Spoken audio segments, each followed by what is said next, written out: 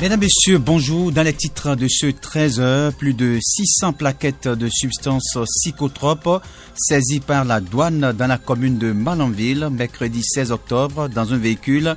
La saisie a été possible grâce à une course-poursuite et l'usage d'armes pour stopper le contrevenant. Un exploit à l'actif du service régional de lutte contre la fraude du Borgo à Liborie. Pendant ce temps, plus de 100 000 agents électoraux seront mobilisés pour l'organisation des élections générales de 2026. C'est ce qui ressort de l'atelier initié jeudi 17 octobre à Cotonou par la Sénat, la Commission électorale nationale autonome. Le budget prévisionnel pour les élections de 2026 est estimé à 15 milliards de francs CFA. Et puis sur le continent, dans l'est de la RDC, au moins 2 chefs des forces démocratiques et alliées ont été tués en début de semaine lors des opérations conjointes de l'armée congolaise et ougandaise au Nord Kivu. Les 2 hommes sont bien connus dans la région selon la société civile. Vous aurez plus de détails dans le journal Afrique. À suivre l'actualité sportive et à la boucle, la revue de presse nationale avec Epiphane Chabi. Voilà pour les principaux titres. Radio Fraternité 96.5. Fraternité FM. Bienvenue à chacun et à tous. Un an environ nous sépare des élections générales de 2026 au Bénin, mais déjà, au niveau de la Sénat, la Commission électorale nationale autonome lance active pour les préparatifs. En témoigne la tenue jeudi 17 octobre d'un atelier qui s'y est penché. C'est la salle Fleuve Jaune du ministère des Affaires étrangères qui a servi de cadre à cette rencontre initiée par la Sénat. Lors de cet atelier, Boukari Abou Soulé Adam, directeur général des élections, a annoncé que plus de 100 000 agents électoraux seront mobilisés pour assurer la bonne organisation du scrutin. Ces agents seront affectés au bureau de vote avec en plus 600 coordonnateurs et 2000 assistants repartis à travers le pays. La formation de ces agents est une priorité pour garantir des élections transparentes et efficaces. Le processus de recrutement mettra un accent particulier sur la transparence et l'intégrité des candidats. De plus, la présence d'observateurs nationaux et internationaux sera assurée pour garantir un suivi rigoureux des opérations électorales. Le budget prévisionnel pour cette organisation est estimé à 15 milliards de francs CFA, couvrant principalement la rémunération et la formation des agents électoraux. Ce montant doit être encore validé par les autorités compétentes avant d'être alloué. Les élections générales de 2026, et faut-il le rappeler, regrouperont les scrutins législatifs, communaux, locaux et la présidentielle. Autre volet de l'actualité dans ce 13h, renforcement des liens armée-nation. Les médecins militaires sont depuis quelques jours aux côtés des populations de la commune de Kobli et environ pour une action civilo-militaire. Il s'agit de consultations suivies de traitements gratuits. C'est une initiative du ministère de la Défense nationale conduite par la direction de la participation des armées au développement des tâches d'intérêt public qui s'inscrit dans le cadre des efforts visant à renforcer les liens armée-nation. Elle vise, entre autres, à apporter une assistance sanitaire aux populations et couches défavorisées de la commune de Kobli. Une initiative saluée par le directeur départemental de la santé de l'Atakora qui évoque les différentes initiatives du gouvernement pour faciliter l'accessibilité des populations aux soins de santé. Écoutons Moutouama Doumitou, DDS de l'Atakora. C'est une joie pour nous d'accueillir cette opportunité du ministère de la Défense qui vient nous accompagner dans l'accessibilité des soins aux populations. Nous sommes à Kobli, à environ 90 km de Natitengu et très proche du Togo, dans un contexte que vous connaissez bien. C'est une action salvatrice que de nous venir en appui avec du personnel qualifié, des médecins militaires, des médicaments gratuits pour garantir la prise en charge de nos communautés. À part le volet assurance maladie que le gouvernement a mis et qui a eu une réalité dans l'Atakora, dans l'activité Arche, nous constatons aujourd'hui que le gouvernement nous accompagne avec des campagnes de consultation gratuites et foraines qui se déroulent dans le département. Et le ministère de la Défense était à Materi il y a quelques mois et cette fois-ci c'est Kobli, une autre commune du département qui bénéficie de cette intervention, ce qui aujourd'hui rapproche le médecin de la population et améliore l'accessibilité des soins. Pendant 2 jours, l'opération qui s'est tenue au centre de santé de Kobli a mobilisé plusieurs centaines de personnes venant de différentes localités. À l'issue des consultations menées sur place par les médecins militaires, de nombreuses pathologies ont été diagnostiquées et traitées et des médicaments appropriés gracieusement donnés. Et pour la suite des traitements, confirmation à travers les propos de Nasrine Barret Mohamed, elle est médecin lieutenant des forces armées béninoises. On a eu à avoir quand même beaucoup de cas d'infection respiratoire aiguë, des cas de gastro-entérite, des cas de lombalgie, surtout chez les plus âgés, et des cas de paludisme chez les plus jeunes. Au vu de toutes les pathologies qu'on a eu à constater, comme sensibilisation d'abord, on va d'abord parler des mesures hygiéno-diététiques chez les plus âgés, en vue de préserver leur colonne vertébrale. Parce qu'il y a beaucoup de lombalgie, des gens qui se plaignent de douleurs aux genoux. Et là, c'est quand on ne ménage pas bien les articulations que ces différents maux-là apparaissent.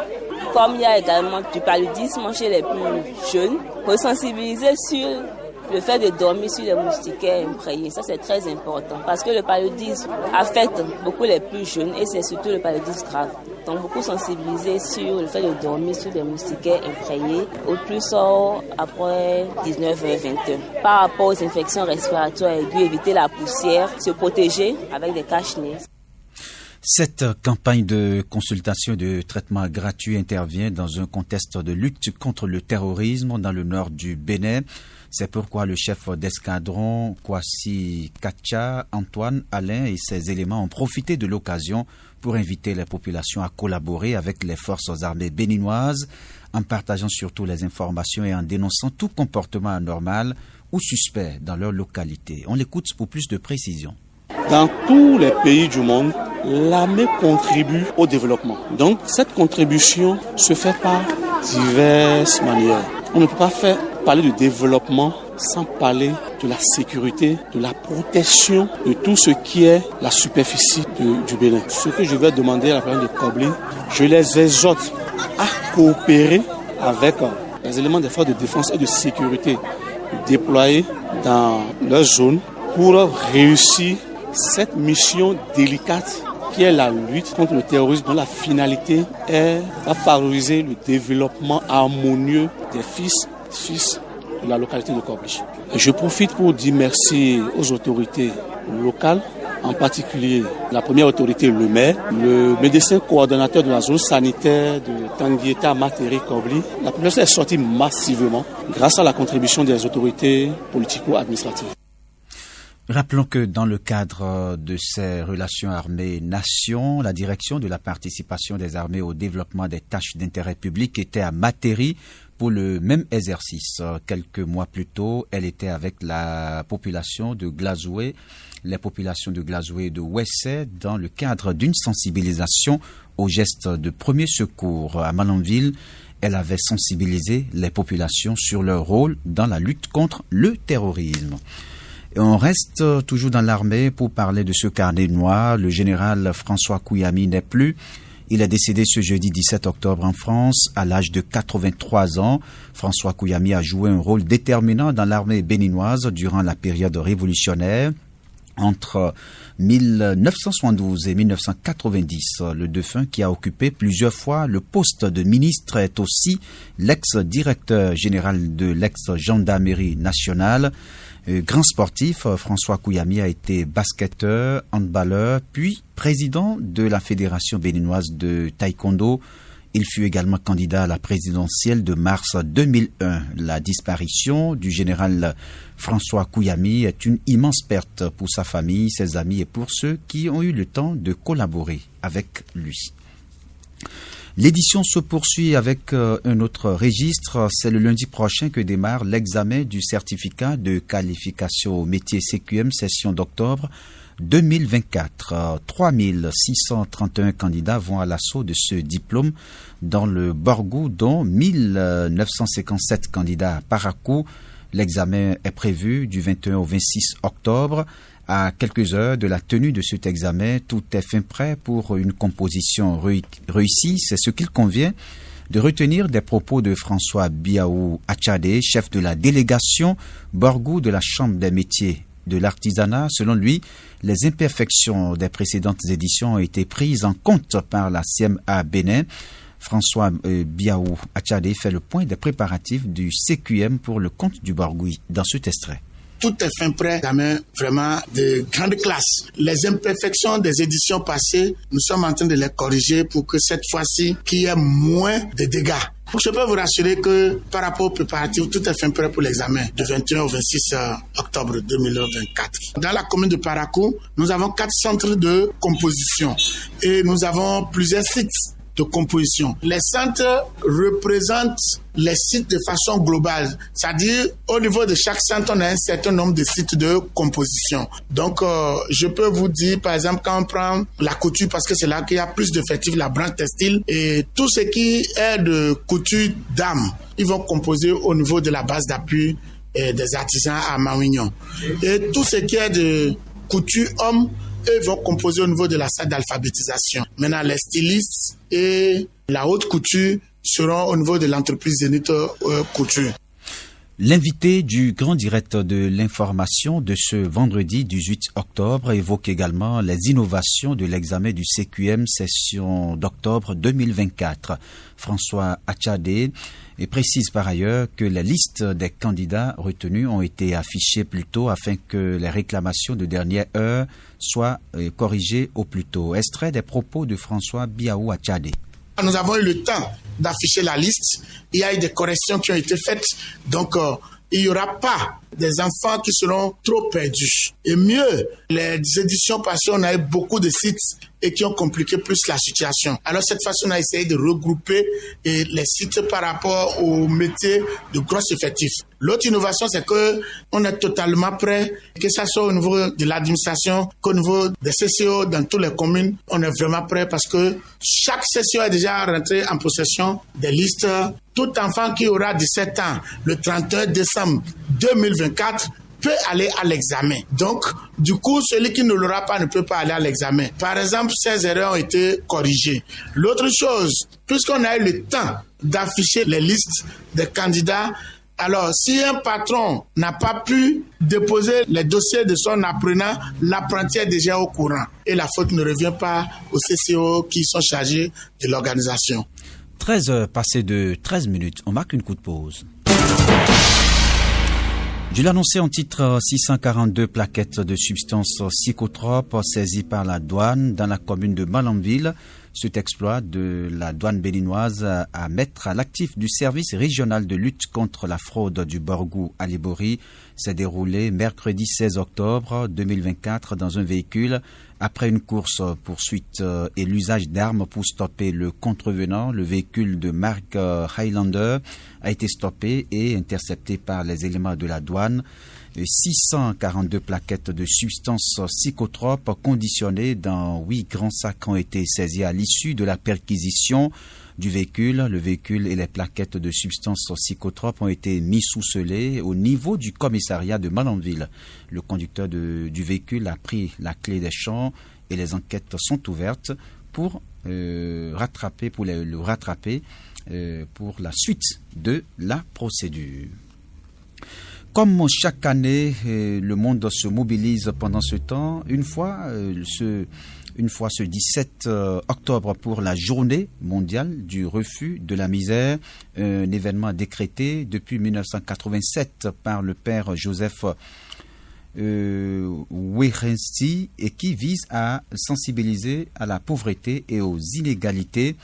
Selon le programme des Nations Unies pour le développement PNUD, plus d'1 milliard de personnes à travers le globe, dont une moitié d'enfants souffrent d'extrême pauvreté. L'indice de pauvreté pour 2024 donne d'ailleurs une image inquiétante. 1,1 milliard de personnes endurent une pauvreté multidimensionnelle avec 455 millions vivant dans des zones de conflit. À l'occasion de cette journée, Fraternité FM a tendu son micro à une femme vivant dans la misère. Suivez l'élément que nous propose Jacques Débé.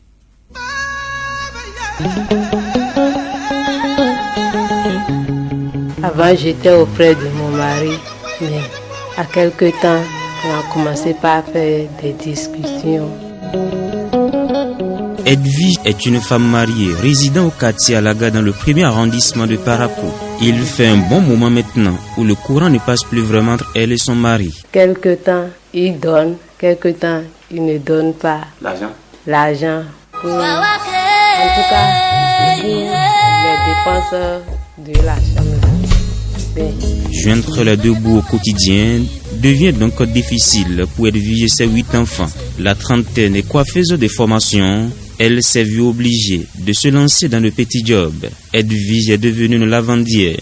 Je fais la lessive aujourd'hui partout. Si je trouve ceux qui me connaissent là m'appellent pour aller les faire, pour aller les tresser. Donc vous faites la lessive dans le quartier, les gens vous appellent pour laver les habits. Vous prenez combien vous payez? Il y a d'autres, si tu les fais ça, ils vont te donner 2000, 3000. Il y a d'autres, ils vont dire, moi je n'en ai pas comme ça. C'est 1000 francs, je vais te donner. C'est 1500, je vais te donner. Donc, tu es obligé de faire ça. Comme tu n'as pas ce que tu vas manger à la maison là, je suis obligé de faire ça. Donc, si je trouve ça là, arrivé à la maison, c'est avec ça on se débrouille avec les enfants.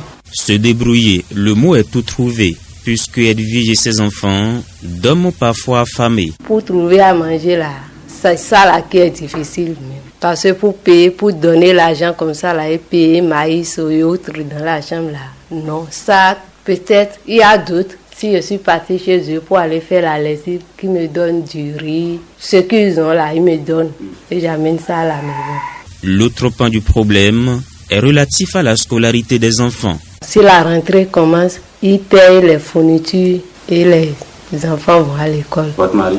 Oui, ils payent les fournitures. Mais pour l'argent de déjeuner et autres là, non. Edwige et ses enfants vivent dans une chambre entrecouchée. Faute d'avoir payé la propriété, elle risque une expulsion très prochainement. Même ce matin, le propriétaire m'a dit que ça fait 3 mois, 15 000, 5 000 par mois. C'est entrecouché, c'est en banco. Le propriétaire me dit maintenant, hier nuit, elle m'a dit que le jour que lui, il va me faire sortir là, que c'est moi qui aura du problème. En attendant, et face au poids de la misère, Edwige appelle à l'aide. Si on peut me trouver quelque chose pour faire, ça peut être travail, ça peut être n'importe quoi pour m'aider, même au côté de mon travail là. Si je trouve l'aide et je trouve quelque part, même si c'est un peu de choses à vendre comme ça ou mon atelier là, ça serait mieux pour moi. Alors que le monde célèbre ce 17 octobre la journée mondiale du refus de la misère, le cas Edwige révèle que la pauvreté extrême sévit encore dans le monde et au Bénin. D'ailleurs, selon le programme des Nations Unies pour le développement PNUD, plus d'1 milliard de personnes à travers le monde souffrent d'extrême pauvreté.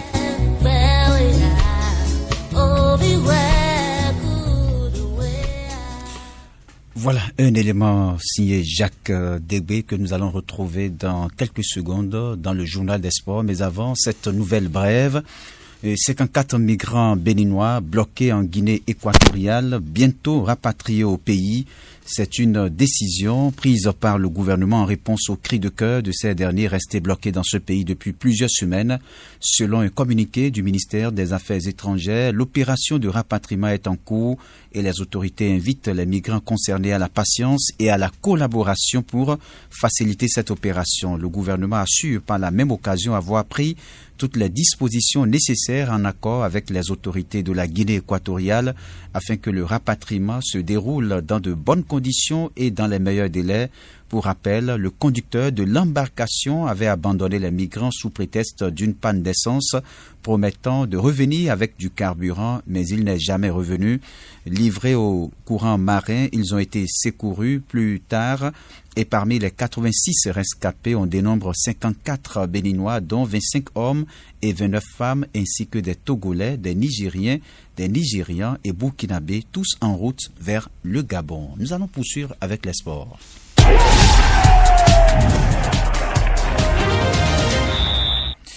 Jacques Débé, bonjour. Bonjour Raoul Steve Gounoukan. Cannes 2029, le Sénégal jette l'éponge. Oui, initialement favorable à l'organisation de la Cannes, la Coupe d'Afrique des Nations 2029, le Sénégal a au finish renoncé à sa candidature après s'être fait souffler l'organisation de la Cannes 2027 par le trio d'Afrique de l'Est, Kenya, Ouganda, Tanzanie. Le Sénégal avait ouvert la porte à l'édition suivante, celle de 2029. La tendance était plutôt à l'optimisme et même en faveur d'une co-organisation avec la Gambie et la Guinée éventuellement. Mais depuis, l'eau a coulé sous les ponts. La présidence de la République a changé de visage et d'orientation et comme un symbole, l'ex-sélectionneur emblématique Aliou Cissé a été remercié. D'aucuns auraient pu s'en douter, mais l'ambition de candidater pour la CAN en 2029 a elle aussi été emportée par ce vent de changement. En effet, en marge de la remise de drapeau à l'équipe de beach soccer en partance pour la CAN 2024 de la discipline, la nouvelle ministre des Sports Kadi Diène Gueye a informé de la non-candidature du Sénégal. Nous allons poursuivre avec le Paris Saint-Germain, Kimpembe, de retour à l'entraînement. Absent des terrains depuis février 2023 en raison d'une grave blessure au tendon d'Achille, le défenseur central du Paris Saint-Germain, Presnel Kimpembe, 29 ans, a participé ce jeudi à une partie de la séance collective avec le reste de ses coéquipiers. Une bonne nouvelle pour l'international français, privé de terrain depuis plus d'un an maintenant et depuis plus d'un an et demi maintenant, même si à ce stade, aucun délai de retour n'a été communiqué par le club. Voilà, c'était le sport avec Jacques Degbé. On va poursuivre avec l'actualité africaine.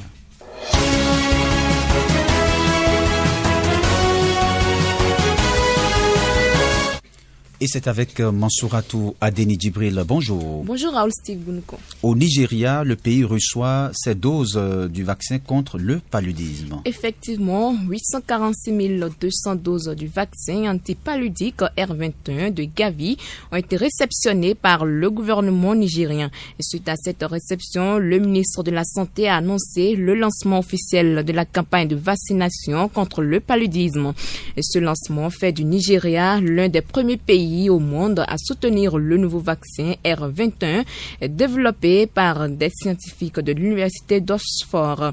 Et le nouveau vaccin sera administré gratuitement aux patients. Direction Kenya, le vice-président hospitalisé, l'audience de destitution, suspendue. Oui, le Sénat kenyan a brièvement ajourné l'audience du vice-président jeudi après qu'il ait été hospitalisé pour cause de maladie. Le vice-président kenyan a plaidé non coupable mercredi de 11 chefs d'inculpation et devait être contre-interrogé par les avocats du Parlement dans l'après-midi. Selon son médecin, le vice-président souffre des douleurs thoraciques intenses et qu'il avait besoin d'un repos complet. Voilà. Nous allons retrouver maintenant Epiphane Chabi, c'est pour la revue de presse nationale.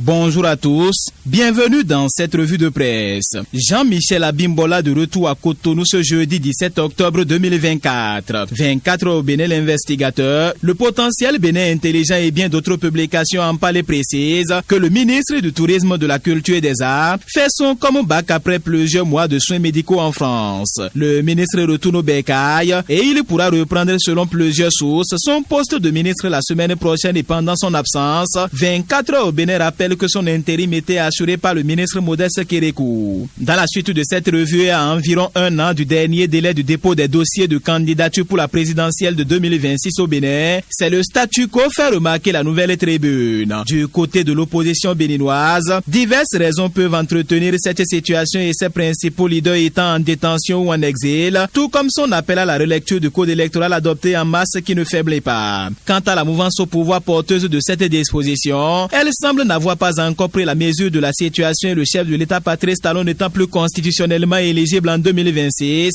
toute volonté de contenir les ambitions n'aura plus la même légitimité comme en 2021 où il était candidat à sa propre succession, précise le journal. Et déjà, l'une des retombées est ce coup d'État annoncé déjoué le 24 septembre dernier qui serait planifié par des membres de son précaré, dont Olivier Bokor, son ami intime et un des principaux piliers du régime. Eu égard aux gemmes qu'il couvre, si dans 6 mois au plus tard rien n'est fait, sauf cas de consensus, le nouveau code électoral adopté le 5 mars 2024 ne pourra plus être révisé. Les dispositions du protocole additionnel de la CEDEAO sur la bonne gouvernance et la démocratie sont claires en la matière et l'imminence des scrutins pourrait même exposer le cas échéant. Une telle option a plus de susceptibilité sans compter le climat socio-politique qui aura cours dans le pays, précise la publication. Or, si les dates de dépôt des candidatures restent en l'état pour les élections générales de 2026, pour des partis politiques qui comptent soit conquérir et exercer le pouvoir d'État, puis le conserver, c'est un véritable pied de nœud, conclut la publication. Et si aucune ambition n'est encore visible dans le cadre des élections générales de 2026,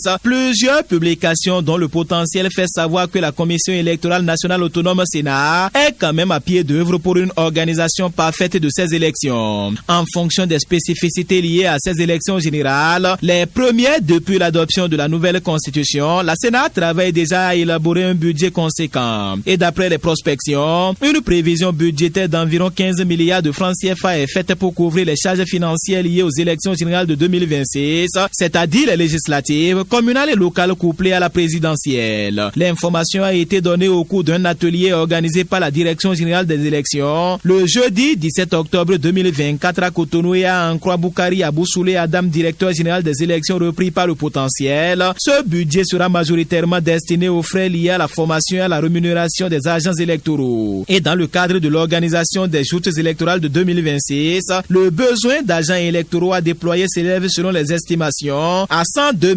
682 agents à raison de 600 coordonnateurs d'arrondissement et de zone, 2000 assistants de coordonnateurs d'arrondissement et de zone, 82 points focaux et 100 000 membres de postes de vote, concluent les publications. Et toujours relativement aux élections générales de 2026 au Bénin, à Sankpong, Bolié Oundin remobilise les troupes à Béterou et à Tchaourou Centre. L'objectif de cette initiative est de préparer ces différentes populations pour les élections prochaines et dans le but de faire un score honorable au soir de ces élections, fait savoir le Canada du Nord. Et pendant ce temps, il y a la conférence de haut niveau sur les enfants, les jeunes et familles en Roumanie. Le Bénin se distingue par ses mesures de protection sociale des populations. Fraternité, l'informateur Éveil Info Bénin Intelligent et bien d'autres publications en parlent, précise qu'au cours des travaux, la ministre Toyin Fodé Mewanou en charge des affaires sociales et de la microfinance a présenté les mesures de protection sociale mises en œuvre au Bénin par le gouvernement du président Patrice Talon. Elle a mis un accent particulier sur les réformes opérées dans les secteurs de la protection des enfants, des femmes et des familles au Bénin, et que ce soit les mesures législatives,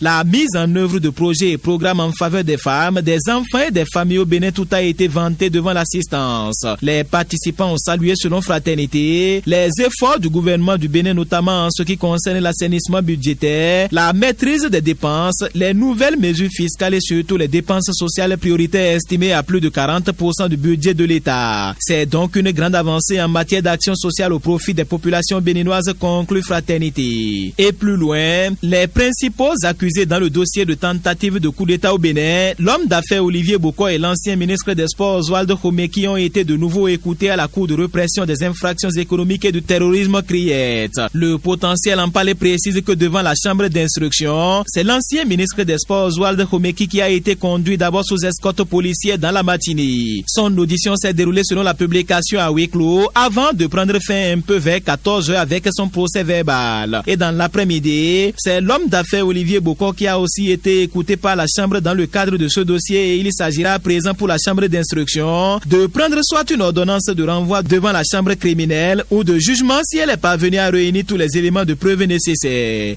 Fin de cette revue. Merci de m'avoir suivi.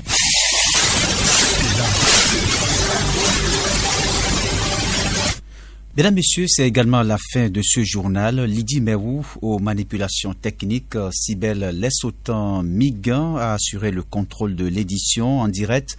Raoul Steve Gounoukan, merci de nous avoir suivis. C'était le journal sur Fraternité FM, sur Fraternité FM, sur Fraternité FM, sur Fraternité FM.